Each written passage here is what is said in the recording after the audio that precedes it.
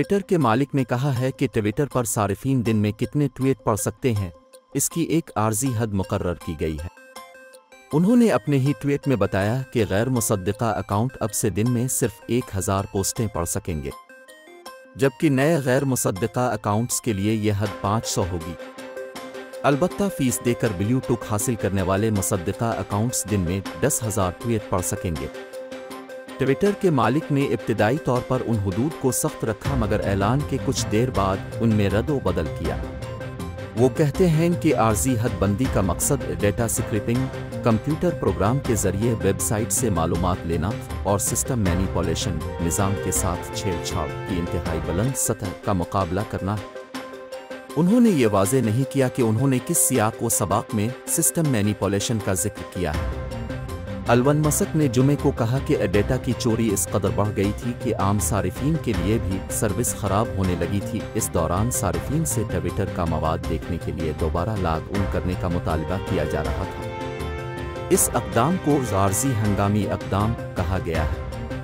ये वाज़ेह नहीं कि डेटा स्क्रैपिंग से मस्क का क्या मतलब है, ताहम बज़ाहिर ऐसा लगता है जैसे मसनूई ज़हानत AI की कंपनियां अपने निज़ाम लैंग्वेज मॉडल को बेहतर करने के लिए मालूमात जमा करती हैं। मिसाल के तौर पर इसी मालूमात के ज़रिए ओपन AI का चीट GPT और गूगल बारूद जैसे चीट बॉट काम कर पाते हैं।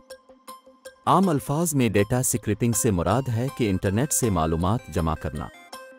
बड़े लैंग्वेज मॉडल को मसनूई ज़हानत के निज़ाम के ज़रिए असल इंसानों की गुफ्तगू से सीखना पड़ता है, लेकिन किसी चीट बॉट की कामयाबी का राज उसके मेयार में है। रीडआउट और ट्विटर के मवाद को मसनूई ज़हानत की तरबियत के लिए बहुत अहम समझा जाता है। इन्हीं वसाइल से AI कंपनियां अपनी सर्विसेज को बेहतर बनाती हैं, मगर ट्विटर और रीडआउट जैसे प्लेटफॉर्म चाहते हैं कि उन्हें इस डेटा के बदले अदायगी की जाए। अप्रैल में रीडआउट के सरबराह स्टीव हुफमैन ने न्यूयॉर्क टाइम्स को बताया कि वो AI कंपनियों के इक़दाम से नाखुश हैं। रीडआउट का डेटा बहुत कीमती है, लेकिन हम ये कीमती डेटा दुनिया की बड़ी कंपनियों को मुफ्त में नहीं देना चाहते।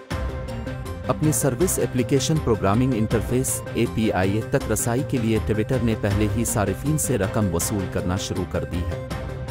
इस ऐप के ज़रिए कोई ऐप मुहक्किक AI कंपनी ट्विटर के मवाद से मुताल्लिक मालूमात ले सकती है। इस अक़दाम की दीगर वजूहात भी हो सकती है।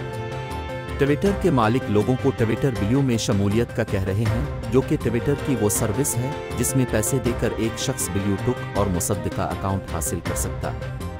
मुमकिन है कि वो ऐसा मॉडल ला रहे हों जिसमें ट्विटर की मुकम्मल सर्विस के लिए सारिफीन को पैसे देना पड़ी और इसी सूरत उन्हें लामहदूद पोस्टों तक रसाई मिल सके।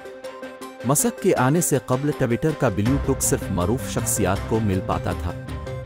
अब महज $8 माहाना के एवज मुसद्दिका अकाउंट हासिल किया जा सकता है और उसका सारिफ की प्रोफाइल से कोई लेना देना नहीं। वेबसाइट्स की सरगर्मियों पर नज़र रखने वाले टूल डाउन डिटेक्टर के मुताबिक बरतानिया और अमेरिका में सनीचर को ट्विटर तक रसाई में हज़ारों सारिफीन को दुश्वारी का सामना करना पड़ा।